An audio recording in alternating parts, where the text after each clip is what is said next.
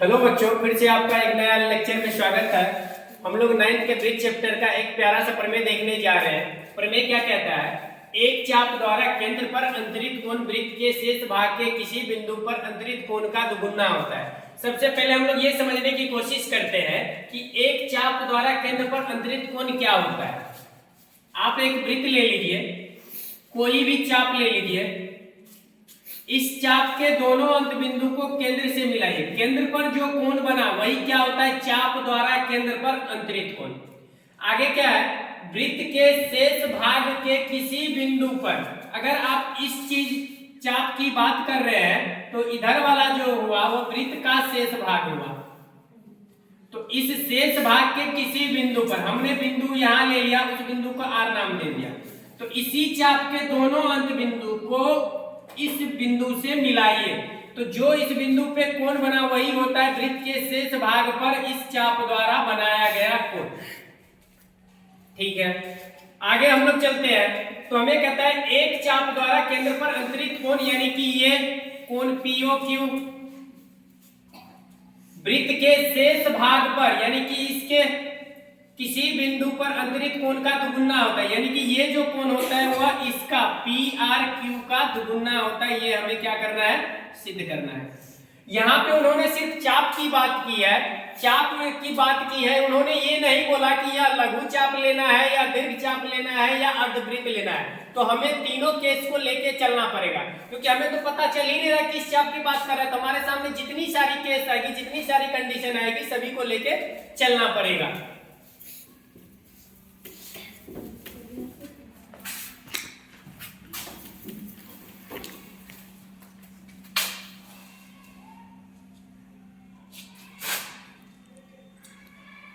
हमें तीन केस लेके चलना पड़ेगा।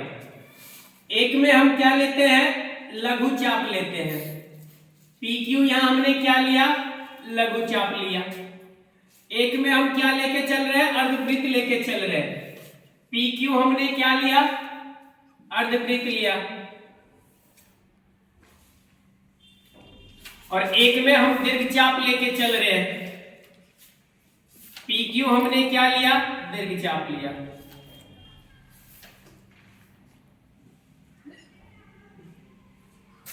एक चाप द्वारा केंद्र पर बनाया गया कोण, तो PQ चाप द्वारा केंद्र पर बनाया गया कोण, PQ चाप द्वारा केंद्र पर बनाया गया कोण यही हुआ। और इसके द्वारा केंद्र पर बनाया गया कोण,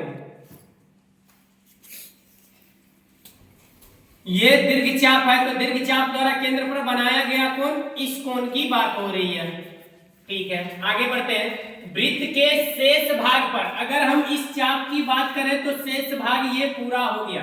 किसी भी भाग पर, किसी बिंदु पर, हमने इस बिंदु का नाम R दिया, इसी चाप द्वारा बनाया गया कोण। अगर ये अगर हम दीर्घ चाप ले रहे हैं तो वृत्त का शेष भाग इधर वाला हुआ, किसी भी बिंदु पर। तो हमने बिंदु का नाम R दिया, इस चाप द्वारा बनाया गया कोण ये हुआ।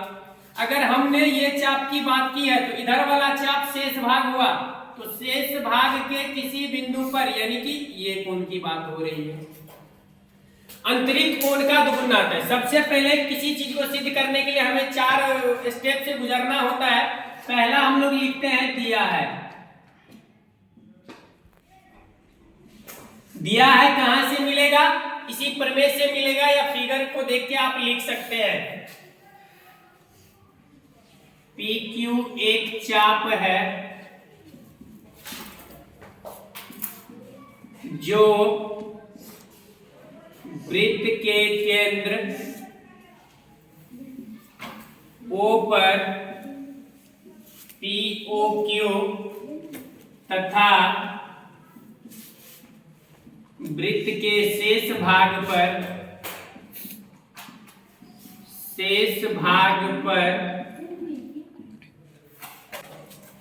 कोण PRQ बनाता है। PRQ अंतरित करता है। अंतरित करने का मतलब हुआ बनाना, अंतरित करता है। अगला स्टेप हमारा होता है सिद्ध करना है। सिद्ध करना है। क्या सिद्ध करना है?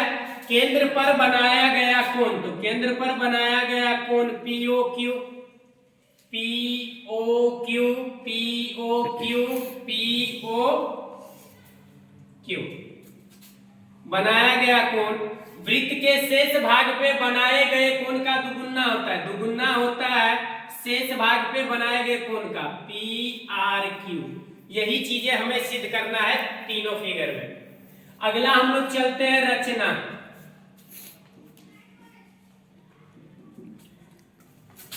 रचना चल रहे हैं।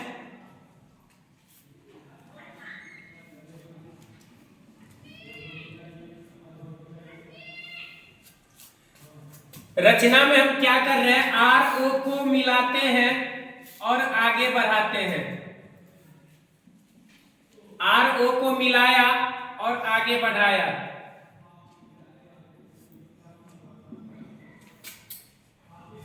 आर से ओ को मिलाया तथा आगे बढ़ाया।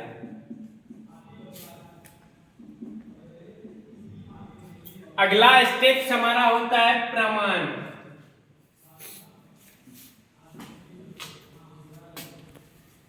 प्रमाण आगे बढ़ने से पहले एक चीज हम लोग समझ लेते हैं कि यदि कोई त्रिभुज है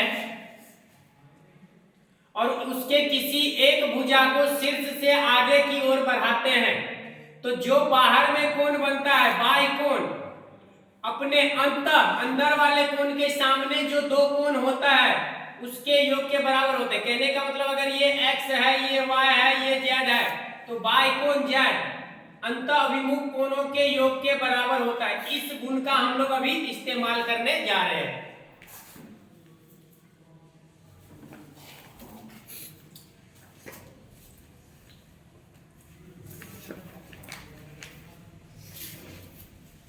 त्रिभुज POR में, POR में OP बराबर OR, क्यों? क्योंकि वृत्त की त्रिज्याएं बराबर होती है, त्रिज्याएं बराबर होती है। अगर किसी भी त्रिभुज में अगर दो भुजा बराबर है तो उसके सामने के कोण भी बराबर होंगे। OP के सामने ORP, कोण ORP बराबर, और OR के सामने OPR, कोण OPR, क्यों? बराबर भुजा के सामने के कोण बराबर होते हैं। याद रखिएगा ज्यामिति में हर एक स्टेप्स आपने किस कारण से लिखा है उस कारण को लिखना जरूरी होता है, ठीक है। अब POR के लिए देखिए तो यह इस भुजा को आगे बढ़ाए तो ये बाह्य कोण का काम कर रहा है क्या? अब बाह्य कोण अपने अंत अभिमुख कोणों के योग के बराबर होता है तो POS,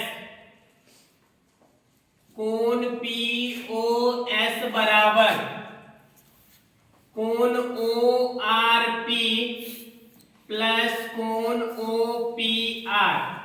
कारण क्या लिखेंगे?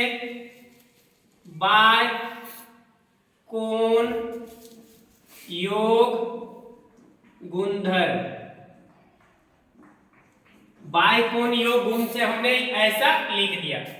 अब ध्यान दीजिएगा कोण POS बराबर ORP और OPR, हम ORP को ORP ही रहने देते हैं, प्लस OPR के जगह पे ORP रख देते हैं, ORP।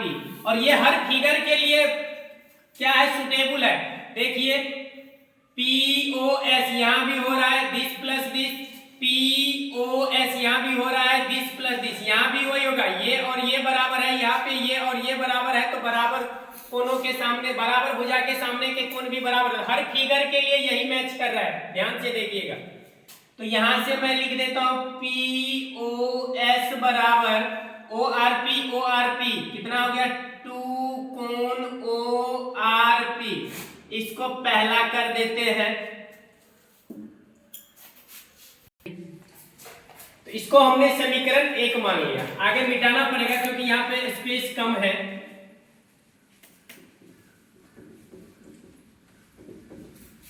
आप लोगों ने ये सब लिख ही लिया होगा, नहीं भी लिखे हैं तो वीडियो को रोक के आप लोग लिख सकते हैं, ठीक है। इसी प्रकार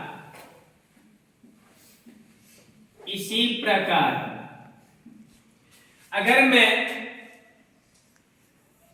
QOR त्रिभुज में देखूं तो ये बाई कोण है, यानी कि QOS बराबर अपने अंत अभिमुख कोणों के योग के बराबर होता है, यानी कि OQR प्लस ORQ, कोण QOS बराबर, ध्यान से देखिएगा तो O से R और O से Q त्रिज्याएं बराबर है तो आमने सामने के कोण भी बराबर होंगे, तो OQR और ORQ बराबर होंगे। हम ORQ की जगह पे OQR डाल देते हैं, यहाँ पे OQR है रहने देते हैं, और ORQ की जगह नहीं, OQR को ही हम लोग रिप्लेस करते हैं, OQR की जगह ORQ डाल देते हैं, ORQ प्लस ORQ, कोण QOS बराबर ORQ 2 कोण ORQ, इसको दूसरा मान लेते हैं, ठीक है। आगे बढ़ते हैं,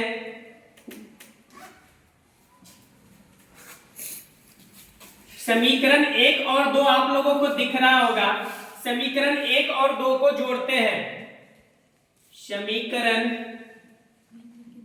1 एवं 2 को जोड़ने पर,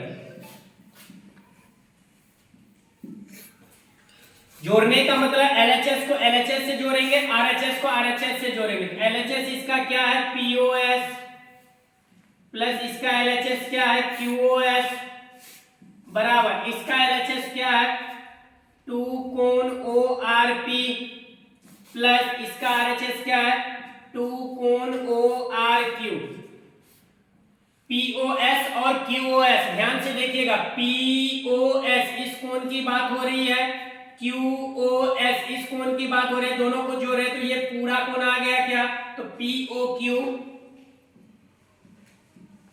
बराबर यहां से 2 कॉमन ले लेते हैं, ORP प्लस कोण ORQ, कोण POQ बराबर 2 कोण, ध्यान से देखिएगा फिगर में ORP इस कोण की बात हो रही है, इस कोण की बात हो रही है, इस कोण की बात हो रही है, प्लस ORQ इस कोण की बात हो रही है, इस कोण की बात हो रही है, इस कोण की बात हो रही है, दोनों को जोड़ रहे हैं तो ये पूरा कोण आ गया क्या, ये पूरा कोण आ गया क्या, ये पूरा कोण आ गया क्या, तो PRQ यही चीजें हमें सिद्ध करना था, ये चीजें सिद्ध हो गई।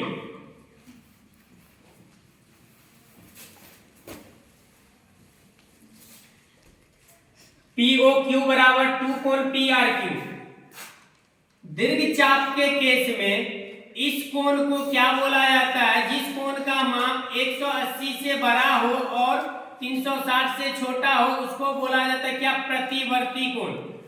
तो लघु चाप के द्वारा, अगर ये दीर्घ चाप है तो ये लघु चाप है, लघु चाप के द्वारा जो कोण बनाया उसके संदर्भ में दीर्घ चाप द्वारा बनाए गए कोण को हम लोग बोलते हैं प्रतिवर्ती कोण, क्योंकि उसका मान क्या होता है 180 से बड़ा होता है और 360 से छोटा होता है। तो इस केस में हम लोग लिख सकते हैं कि ये लघु चाप द्वारा यहाँ जो बनाया गया कोण है POQ, उसके लिए यह क्या काम कर रहा है, प्रतिवर्ती का। तो प्रतिवर्ती कोण POQ बराबर 2 कोण PRQ। कहने का मतलब एट एवरी कंडीशन वृत्त के किसी चाप द्वारा केंद्र पर बनाया गया कोण वृत्त के शेष भाग के किसी बिंदु पर बनाए गए कोण का दुगुना होता है। यही चीजें हमें सिद्ध करना था। आशा करते हैं आप लोगों को बढ़िया से यह प्रमेय समझ में आ गया होगा। अगर हमारा वीडियो आप लोगों को अच्छा लगता है तो ज्यादा से ज्यादा हमारे वीडियो को शेयर करेंगे, लाइक करेंगे, हमारे फेसबुक पेज और यूट्यूब चैनल को सब्सक्राइब करेंगे। धन्यवाद।